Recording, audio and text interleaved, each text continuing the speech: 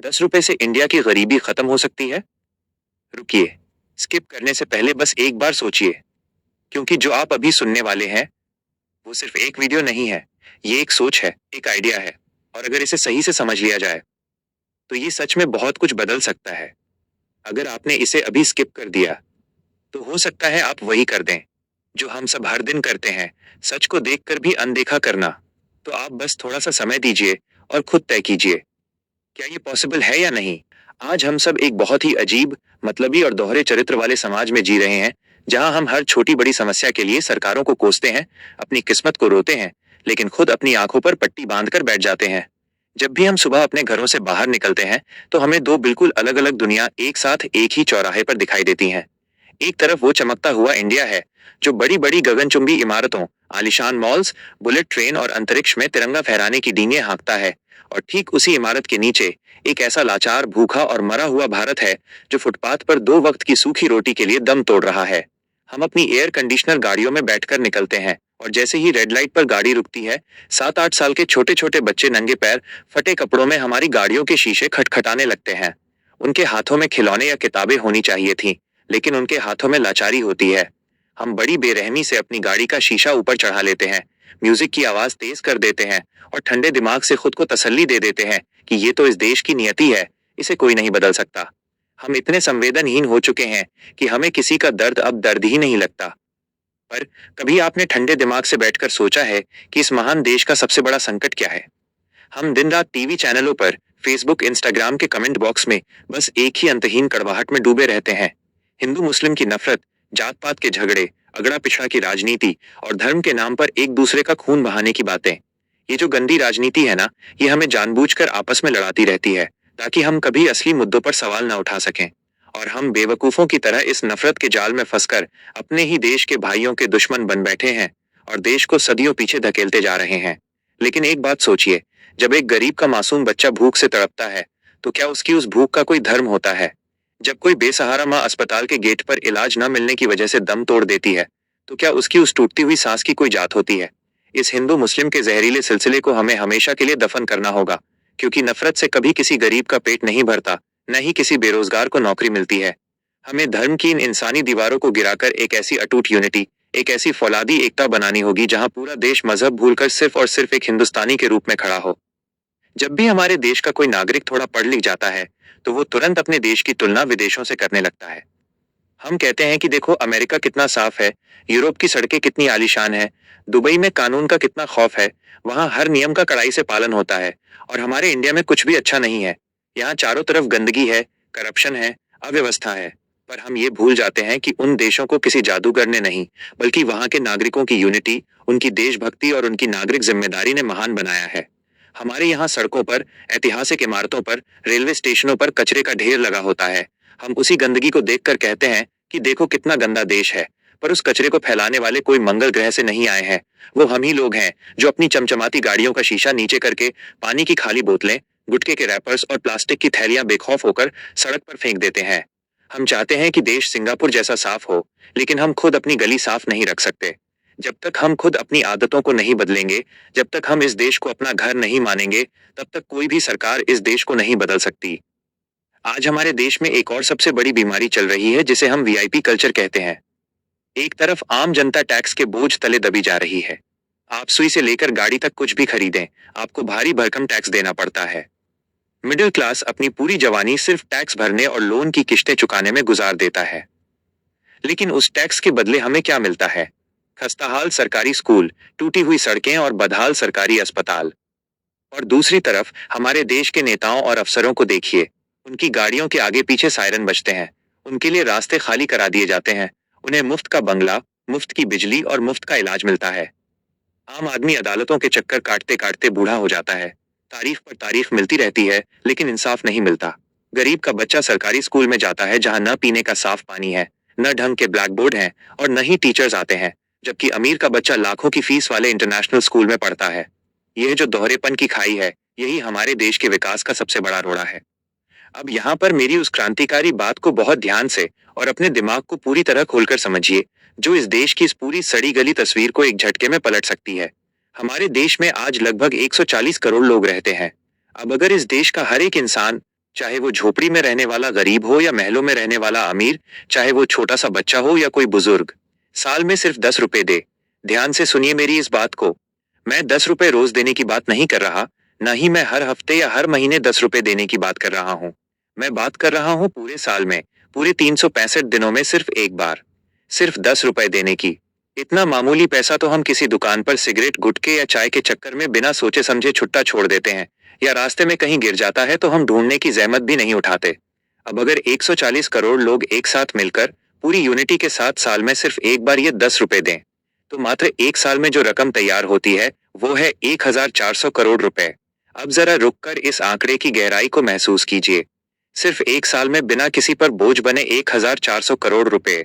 और अगर यही सिलसिला, यही नेशनल यूनिटी लगातार 10 साल तक बिना रुके चलती रहे, तो ये कलेक्टिव अमाउंट बन जाता है 14,000 करोड़ रुपए से भी ज्यादा। अब ये कोई छोटा मोटा अमाउंट नहीं है, यह इतनी बड़ी पूंजी है, इतनी महाशक्तिशाली रकम है, जिससे इस देश का पूरा सड़ा हुआ सिस्टम उखाड़कर एक नया और आलीशान सिस्टम खड़ा किया जा सकता है, बशर्ते इसका इस्तेमाल सही और पारदर्शी तरीके से हो। अब सबसे बड़ा और जरूरी सवाल यहाँ से शुरू होता है कि इस भारी भरकम पैसे का आखिर हम करेंगे क्या?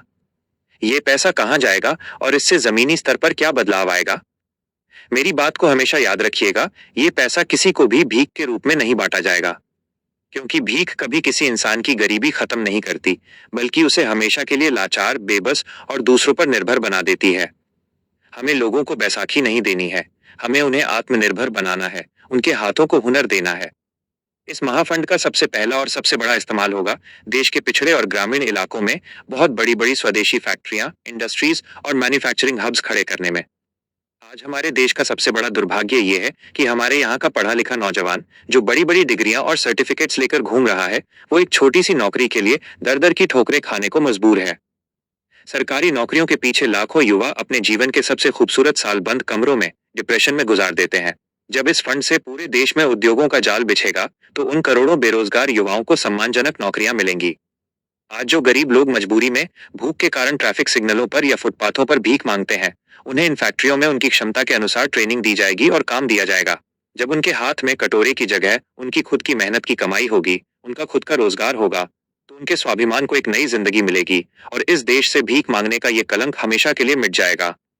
इस पैसे का दूसरा सबसे बड़ा और क्रांतिकारी हिस्सा जाएगा देश की शिक्षा और स्वास्थ्य व्यवस्था को पूरी तरह से मुफ्त और वर्ल्ड क्लास बनाने में। आज हमारे देश में इलाज और पढ़ाई इंसानी जरूरत नहीं, बल्कि कॉरपोरेट घरानों का एक बहुत बड़ा धंधा बन चुके हैं। प्राइवेट अस्पतालों के बिल देखकर एक मिडिल क्लास और गरीब इंसान की रूह कांप जाती है। एक गरीब इंसान जब गंभीर रूप से बीमार होता है, तो उसे अपने इलाज के लिए अपनी बची कुची खेती की जमीन या अपनी माँ के आखिरी गहने तक गिरवी रखने पड़ते हैं, या कर्जदारों के आगे हाथ फैलाने पड़ते हैं। इस नेशनल फंड से हम पूरे देश के हर जिले, हर तहसील में ऐसे आलीशान और अत्याधुनिक फ्री अस्पतालों की चेन खड़ी करेंगे, जहां दिल के ऑपरेशन से लेकर कैंसर जैसी जानलेवा बीमारियों का इलाज, दवाइयां, टेस्ट और बेड हर एक नागरिक के लिए बिल्कुल मुफ्त होंगे। जहां अमीर हो या गरीब, सबको एक समान और वीआईपी इलाज मिलेगा। इसी पैसे से हम ऐसे बेहतरीन फ्री स्कूल, कॉलेजेस और यूनिवर्सिटीज का निर्माण करेंगे जो आज के बड़े बड़े और महंगे प्राइवेट शिक्षण संस्थानों को भी धूल चटा दें। जब एक गरीब, मजदूर या किसान के बच्चे को बिना एक भी पैसा खर्च किए वर्ल्ड क्लास किताबें, डिजिटल क्लासरूम, कंप्यूटर कोडिंग और रोबोटिक्स की शिक्षा मिलेगी, तो इस देश का कोई भी टैलेंट कभी पैसों की तंगी की वजह से दम नहीं तोड़ेगा। शिक्षा का ऐसा लोकतंत्रीकरण होगा कि अमीर और गरीब का भेद हमेशा के लिए खत्म हो जाएगा। इसके साथ ही हम अपने देश के इंफ्रास्ट्रक्चर और हमारे गांवों की उन बुनियादी समस्याओं को जड़ से खत्म कर सकते हैं जो पिछले कई दशकों से जस की तस बनी हुई हैं। आज भी हमारे देश के हजारों गांवों में पक्की सड़कें नहीं हैं। मानसून आते ही गांव मुख्य शहरों से कट जाते हैं, सड़कें दलदल बन जाती हैं और गर्भवती महिलाओं या गंभीर मरीजों को खाट पर लादकर मीलों दूर पैदल अस्पताल ले जाना पड़ता है, और कई बार तो रास्ते में ही उनकी मौत हो जाती है। इस कलेक्टिव फंड से हम देश के हर आखिरी गांव तक ऐसी मजबूत कंक्रीट और बारहमासी सड़कें बनाएंगे जो दशकों तक खराब नहीं होंगी। आज हमारे ग्रामीण भारत में पानी की इतनी भयानक और दर्दनाक किल्लत है कि हमारी माताओं और बहनों को तपती धूप में सिर पर 3-3 मटके रखकर पानी के लिए 5-5 किलोमीटर दूर पैदल चलना पड़ता है। कई जगहों पर लोग तालाब का कीचड़ जैसा गंदा पानी पीने को मजबूर हैं, जिससे उनके बच्चे गंभीर बीमारियों का शिकार हो रहे हैं।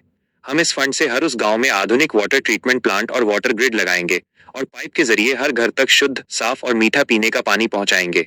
इसके अलावा जो लोग आज हमारे शहरों की सड़कों पर, फ्लाईओवरों के नीचे, फुटपाथों पर कड़कड़ाती ठंड में ठिठुरते हुए और तपती धूप में झुलसते हुए खुले आसमान के नीचे सोने को मजबूर हैं, जिनके सिर पर कोई छत नहीं है, उनके लिए हम आलीशान पक्के कम्युनिटी घर और शेल्टर होम्स बनाएंगे ताकि इस पूरे देश में कोई भी इंसान बेघर न सोए। हमारे समाज का एक बहुत बड़ा और बेहद संवेदनशील हिस्सा ऐसा है जिसे हम अक्सर अपनी मुख्य धारा से अलग कर देते हैं। वो है हमारे विकलांग और दिव्यांग भाई बहन। उन्हें हमारी दया, सहानुभूति या बेबसी भरी निगाहें नहीं चाहिए। उन्हें समाज में बराबरी का हक, सम्मान और स्पेशल ट्रीटमेंट चाहिए। इस महाफंड के जरिए पूरे देश में उनके लिए एक बिल्कुल अलग और वर्ल्ड क्लास इकोसिस्टम तैयार किया जाएगा। उनके लिए सबसे आधुनिक व्हीलचेयर्स, कृत्रिम अंग, artificial limbs, hearing aids, digital और ब्रेल बुक्स और विशेष वोकेशनल ट्रेनिंग सेंटर्स पूरी तरह से मुफ्त बनाए जाएंगे।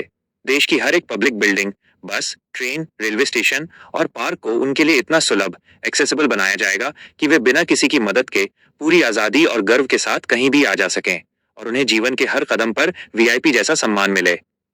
इसके अलावा हमारे देश की एक और बहुत बड़ी त्रासदी है जिसे हम ब्रेन ड्रेन कहते हैं।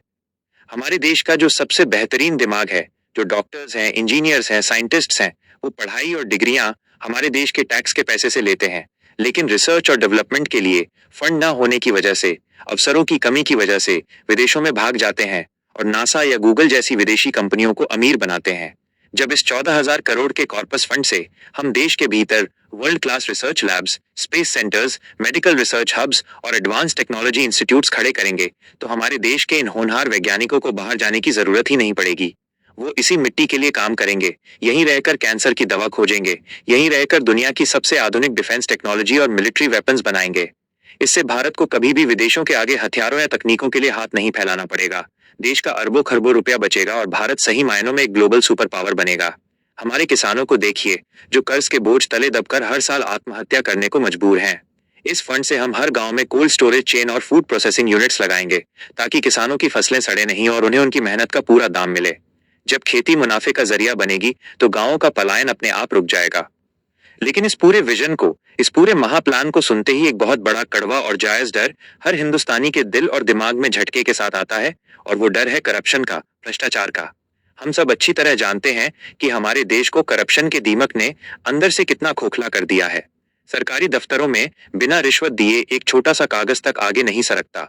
सरकारों की बड़ी बड़ी योजनाओं का करोड़ों अरबों रुपया जनता तक पहुंचने से पहले ही भ्रष्ट नेताओं, बिचौलियों और अफसरों की तिजोरियों और विदेशी बैंकों में गायब हो जाता है। इसी करप्शन की वजह से आज हमारा देश इतना महान होने के बावजूद, इतने रिसोर्सेज होने के बावजूद पूरी तरह से ग्रो नहीं हो पा रहा है। हमारे विकास के पैर जंजीरों से बंधे हुए हैं।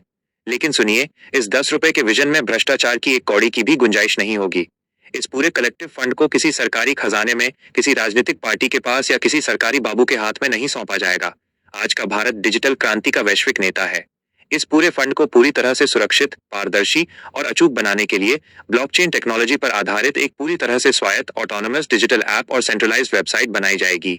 देश का हर नागरिक जब अपना वो 10 रुपए उस ऐप में ट्रांसफर करेगा तो उसे अपनी मोबाइल स्क्रीन पर पल पल का लाइव ट्रैक दिखाई देगा। आप खुद देख सकेंगे कि आपके दिए हुए पैसे से इस वक्त देश के किस सुदूर गांव में सड़क बन रही है, किस अस्पताल में वेंटिलेटर खरीदे जा रहे हैं या किस स्कूल के बच्चों को मुफ्त टैब और किताबें बांटी जा रही हैं।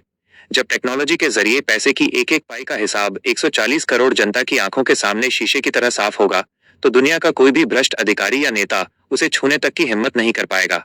यह फंड पूरी तरह से स्वतंत्र होगा, जिस पर किसी सरकार के आने या जाने से कोई फर्क नहीं पड़ेगा।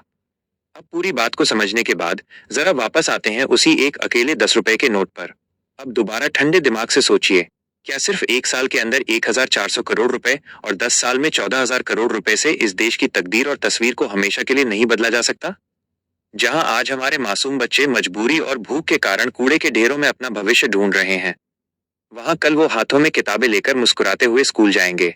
जहां आज हमारे देश का युवा बेरोजगारी के डिप्रेशन में आकर अपनी जिंदगी खत्म कर रहा है, वहां कल उनके पास अपने हुनर को दिखाने के लिए लाखों अवसर होंगे। जहां आज लोग टूटी सड़कों, गंदे पानी और इलाज के अभाव में दम तोड़ रहे हैं, वहां कल एक खुशहाल, स्वस्थ और समृद्ध भारत होगा। लेकिन आज समस्या पैसे की कमी नहीं है, समस्या हमारी सोच और हमारी इच्छा शक्ति की कमी है। हम बदलाव तो देखना चाहते हैं, लेकिन खुद पहला कदम उठाने से कतराते हैं। हम बड़ी आसानी से अपनी हर जिम्मेदारी दूसरों पर डाल देते हैं और खुद को पाक साफ साबित कर देते हैं।